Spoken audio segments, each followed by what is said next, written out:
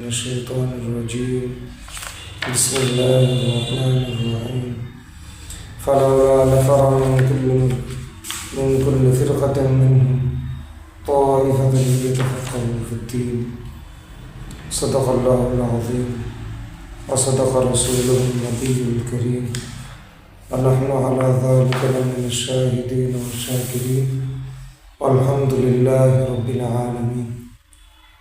আল্লাহ তাআলার দরবারে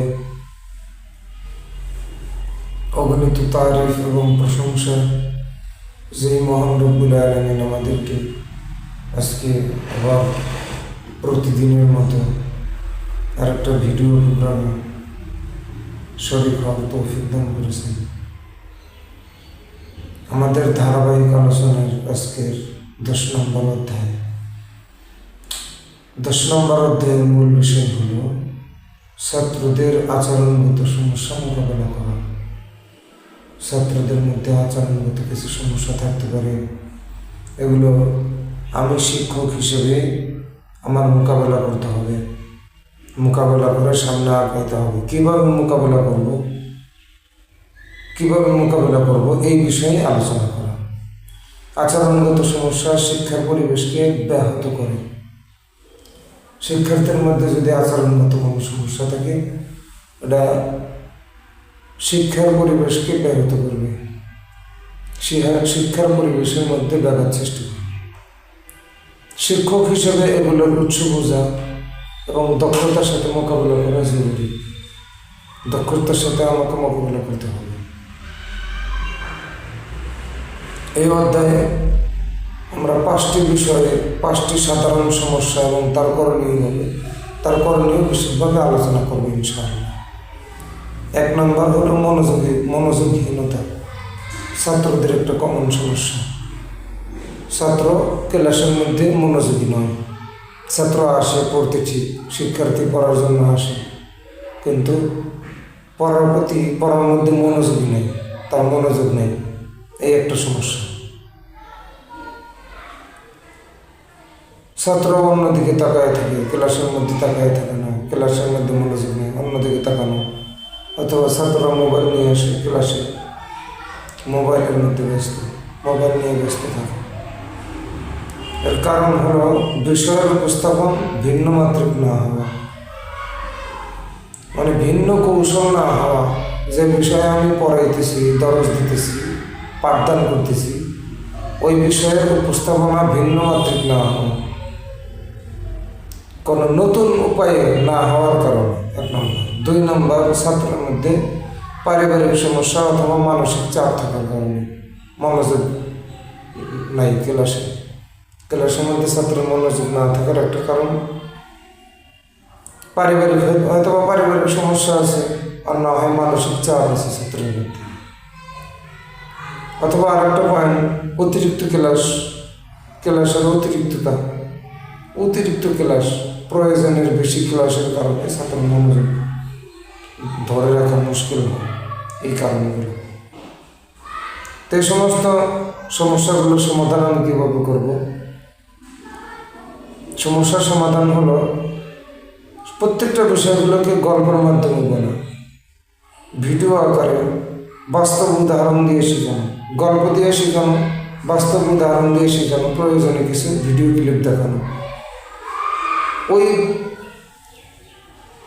সবকের সাথে সম্পৃক্ত কোনো ভিডিও ক্লিপ ছাত্রকে দেখানোর মাধ্যমে ওই সবক বুঝাই দেওয়া, পড়া বুঝাই দিতে হবে। যদি প্রয়োজন হয় ভিডিও ক্লিপ দেখাতে হবে। আরেকটা পদ্ধতি হলো, আরেকটা টেকনিক হলো ছাত্রদের নাম ধরে প্রশ্ন করা। ক্লাসের মধ্যে বিভিন্ন ধরনের ছাত্র থাকবে, অনেকগুলো ছাত্র থাকবে। যে ছাত্র অমনোযোগী তার নাম ধরে প্রশ্ন করা, তার নাম ধরে দাঁড় করিয়ে আনুষঙ্গিক কিছু প্রশ্ন করলেই ছাত্রদের মধ্যে মনোযোগ চলে আসবে।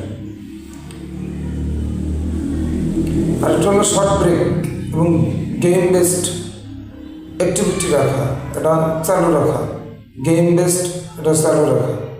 গেমিফিকেশন, এটা কয়েকটা ভিডিওর মধ্যে আলোচনা করা হয়েছে। গেমিফিকেশন ধারণা দেওয়া, গেমিফিকেশন সম্পর্কে আলোচনা করা। এবং গেমিফিকেশনের মাধ্যমে ছাত্রকে শেখানো। এটা আমরা কয়েকটা ভিডিওতে আলোচনা করেছি।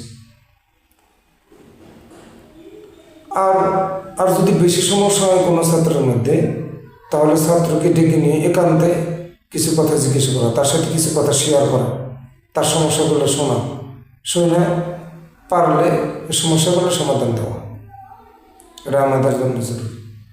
তার উদাহরণ হলো যে একজন ছাত্র, উদাহরণস্বরূপ শরীফ অথবা আবদুল্লাহ নামের একজন ছাত্র ক্লাসে ঘন ঘন মোবাইলে তাকায়। তার কাছে মোবাইল আছে, ক্লাসে সে মোবাইল নিয়ে আসছে, ঘন ঘন ক্লাস বাদ দিয়ে সে মোবাইলের দিকে তাকায় রয়েছে। শিক্ষক একদিন তাকে ক্লাসের ছোট্ট একটি ভূমিকা রাখতে দেন, এর দ্বারা সে আগ্রহী হয়ে উঠল। সবকের আনুষঙ্গিক বিষয়ে তাকে একটা ভূমিকা রাখতে বলল। ভূমিকা রাখতে বলার কারণে তাকে সে এত মনোযোগী হয়ে ওঠে, মনোযোগী হয়ে গেল ক্লাসের মধ্যে। তো আলহামদুলিল্লাহ আমাদের ছাত্ররা আশা করা যায় এতটুক অমনোযোগী নয়, এতটুক বেয়াদব নয় যে আমাদের ছাত্ররা ক্লাসের মধ্যে মোবাইল নিয়ে আসবে। কিন্তু এরপরেও কিছু কিছু ছাত্র বাড়িতে গেলে মোবাইল ধরে, মোবাইল ক্লাসের মধ্যে না নিয়ে আসলেও মোবাইলের প্রতি তার একটা খেয়াল থাকে যে কখন স্কুল ছুটি হবে, কখন মাদ্রাসা ছুটি হবে, কখন মোবাইলটা ধরবো। এ বিষয়ে আলোচনা করা হয়েছে যে তার মনোযোগ পড়ার মধ্যে আনার কৌশল আমি কীভাবে অর্জন করব। এখন সময় বিকাল 4:30। অশ্লীল আচরণ 2 নম্বর হলো অশ্লীল আচরণ, আচরণগত সমস্যার 2 নম্বর সমস্যা হলো অশ্লীল আচরণ। বাজে কথা বলা, সহপাঠীদের বিরক্ত করা অথবা অসভ্য আচরণ করা ছাত্রদের মধ্যে থাকতে পারে। এর সমাধান হলো প্রথমবার মৌখিক সতর্ক করা, পরে অভিভাবকের সঙ্গে আলোচনা করা। প্রথমে মৌখিকভাবে সতর্ক করতে হবে, এরপরে যদি সমাধান না পাওয়া যায় অভিভাবকের সঙ্গে কথা বলতে হবে, আলোচনা করতে হবে। নরমভাবে নিয়ম ব্যাখ্যা করা, ক্লাসের নম্রতার সাথে ক্লাসের নিয়ম ব্যাখ্যা করা, তাকে বোঝানো। আর 3 নম্বর পয়েন্ট হলো ইতিবাচক ধারণার মাধ্যমে তাকে স্বীকৃতি দেওয়া, ইতিবাচকের মাধ্যমে তাকে বোঝানো, কোনো নেতিবাচকের মাধ্যমে না বোঝানো। যেমন উদাহরণস্বরূপ জামিল নামের একজন ছাত্র ক্লাসে মাঝে মাঝে উচ্চস্বরে কথা বলে। শিক্ষক তাকে কী করলো, শ্রেণীর সাইলেন্স ম্যানেজার হিসেবে তাকে দায়িত্ব দিল। এতে তার আচরণ পরিবর্তন হয়ে গেল। কিন্তু এ কথার সাথে আমরা একমত নই, কারণ সাইলেন্স ম্যানেজার বা ছাত্রকে কোনো দায়িত্ব দেওয়া, ক্লাসে শিক্ষক থাকা অবস্থায় ছাত্রকে কোনো দায়িত্ব দিলে ওই ছাত্রের মধ্যে আরও ভাব চলে আসে বেশি, ওই ছাত্রের মধ্যে আরও বেয়াদবির প্রবণতা আরও বেশি দেখা যায়। এজন্য কৌশলে তাকে এই ধরনের দায়িত্ব না দিয়ে কৌশলে তাকে বোঝানো, কৌশলে তাকে মনোযোগের মধ্যে নিয়ে আসা, তাকে লাইনে নিয়ে আসতে হবে। আর একটা সমস্যা হলো গ্রুপ সমস্যা। কিছু কিছু ছাত্র, কয়েকজন ছাত্র মিলে একটা গ্রুপিং তৈরি হয়, দলবদ্ধভাবে অন্যদের শাসানো। গ্রুপিং তৈরি করে অন্যান্য ছাত্রদেরকে শাসায়, শাসন করে। এটা একটা সমস্যা। এটার সমাধান হলো সকলের অংশগ্রহণ নিশ্চিত করা, ক্লাসে সবাই অংশগ্রহণ নিশ্চিত করতে হবে। ছোট গ্রুপে কাজ করানো যাতে সবাই মিশতে পারে। আর নেতৃস্থানীয় ছাত্রদের সঙ্গে আলাদাভাবে কথা বলা। প্রয়োজনে নিজে শিক্ষক হয়ে যদি সমাধান না করতে পারি মাদ্রাসা কর্তৃপক্ষকে জানানো, মাদ্রাসা পরিচালক পরিষদকে জানানো, মাদ্রাসা মুতামিম আছে, প্রিন্সিপাল আছে, তাদেরকে জানানো, ওই ছাত্রদের কথা তাদেরকে জানানো, তাদেরকে বোঝানো, তাদেরকে কিছু নসিহত করা, মুতামিমের মাধ্যমে, মাদ্রাসা পরিচালকের মাধ্যমে তাদেরকে নসিহত করা।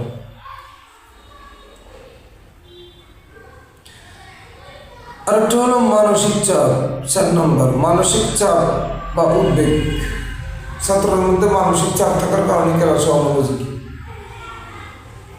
পারিবারিক সমস্যার কারণে মানসিক চাপ অথবা পরীক্ষার ভয়ের কারণে অথবা আত্মবিশ্বাসের অভাব থেকে ছাত্রের মানসিক চাপে থাকে।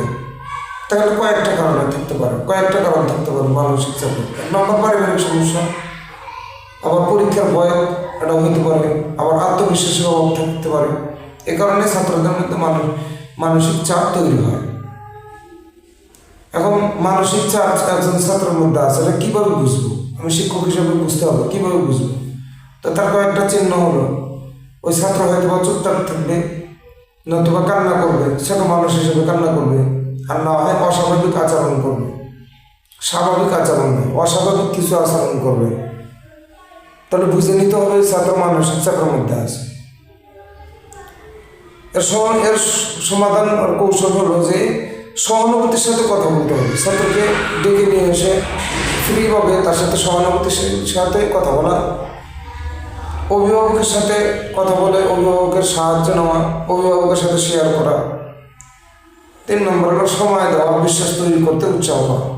তার সাথে ওই ছাত্রকে সময় দেওয়া, কিছু কিছু সময় দিয়ে তার সাথে কিছু বন্ধুত্বপূর্ণ কিছু কথাবার্তা বলা, তার মানসিক চাপটা দূর করার জন্য কিছু পদক্ষেপ নেওয়া। যেমন একজন ছাত্র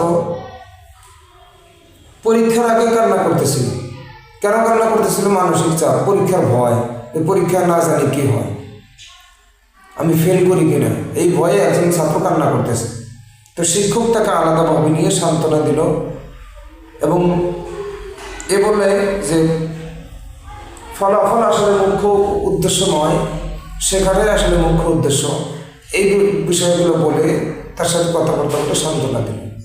এতে সে ধীরে ধীরে স্বাভাবিক হয়ে উঠল। এভাবে কিছু তাকে সান্ত্বনা দিতে হবে। আর 5 নম্বর হলো সহানুভূতিশীল দৃষ্টিভঙ্গি। মূল দৃষ্টিভঙ্গি হলো শিক্ষককে কঠোরতার সাথে নয়, বরং সহানুভূতির সঙ্গে ছাত্রদের আচরণ বুঝতে হবে এবং ধৈর্যের সঙ্গে সামনে আগাতে হবে। যেমন এ ব্যাপারে কিছু পরামর্শ হলো, ছাত্রদের সাথে কীভাবে সহানুভূতি কীভাবে দেখাবে, যে তুমি কেন এমন করছো, এটাও না বলতে হবে আমি বুঝতে চাই তুমি কেমন অনুভব করছো।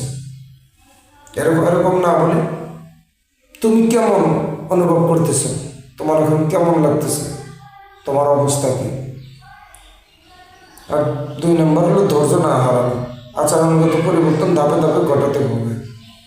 আচরণগত পরিবর্তনে ধাপে ধাপে, একবারে হবে না, একসাথে হবে না, ধাপে ধাপে ঘটাইতে হবে। আজকে কিছু বললাম, আজকে 5 মিনিট তার সাথে কিছু কথাবার্তা বললাম, আগামীকাল আবার 5 মিনিট তার সাথে কথাবার্তা বলে তাকে ফ্রি করানোর চেষ্টা করতে হবে।